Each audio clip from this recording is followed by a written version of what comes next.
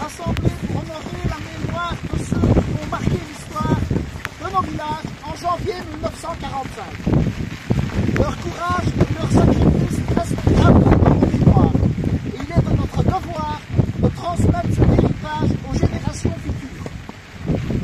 Arc-Fontaine hier, le tiers du mont aujourd'hui où nous nous trouvons, fut, comme bien d'autres endroits de l'Ardenne, le témoin de l'une des plus grandes batailles de la Seconde Guerre mondiale, connue sous le nom de l'offensive des Ardennes. Cet épisode, dernier sursaut désespéré de l'armée allemande, a opposé des forces considérables dans des conditions extrêmes. Ici comme ailleurs, la neige, le froid glacial et la brume rendaient chaque pas, chaque mouvement infiniment bien plus difficile. Mais au-delà de ces épreuves, ce lieu symbolise également la rencontre de deux peuples, unis dans un combat commun, celui de la liberté. Le 508e régiment parachutiste, intégré à la 82e division aéroportée, a combattu ici avec une détermination admirable. La mission de ces jeunes soldats, souvent à peine plus âgés que nos enfants, ne s'arrête pas à reprendre un territoire. Il s'agissait de redonner espoir à des populations occupées, de poser les bases d'un monde libéré de la tyrannie. Et ils l'ont fait souvent au prix de leur propre vie. Lorsqu'ils ont repris cette position le 7 janvier 1945, ce n'était pas simplement pour gagner une bataille, c'était pour restaurer la liberté, pour libérer nos villages de l'oppression qui avait pesé sur nos terres pendant bien trop longtemps. C'était une lutte pour des valeurs universelles, la liberté, la dignité humaine et l'espoir d'un avenir meilleur. Je tiens également à saluer l'initiative de toutes les personnes et associations locales qui œuvrent aujourd'hui pour que cette page de notre histoire ne soit jamais oubliée. Et j'ai vraiment envie de mettre en avant le comité organisateur aussi qui s'est mis en place pour ce week-end de commémoration avec les principales chevilles ouvrières que sont Luc Detière, Michel Bonbois, Stéphane Josot, Marianne Ottet, Pascal Léonard,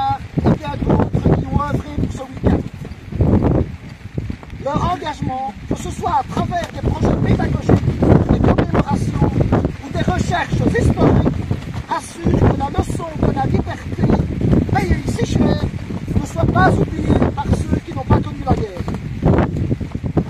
Il est essentiel que les jeunes comprennent ce que représente la liberté et la démocratie, afin qu'ils continuent à les défendre avec conviction. Comme l'a si bien dit notre roi lors de son dernier discours, plus jamais ça. Ce message simple mais puissant doit guider chacune de nos actions.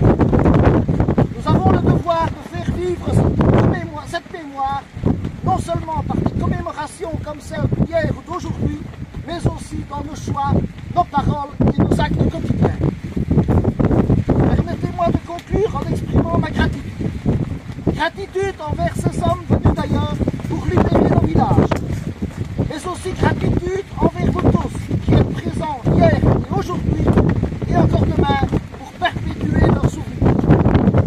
Que la flamme du souvenir reste vivante et que la paix et la liberté continuent de guider nos chemins. Vive la paix, vive la liberté, vive la Belgique. Bravo.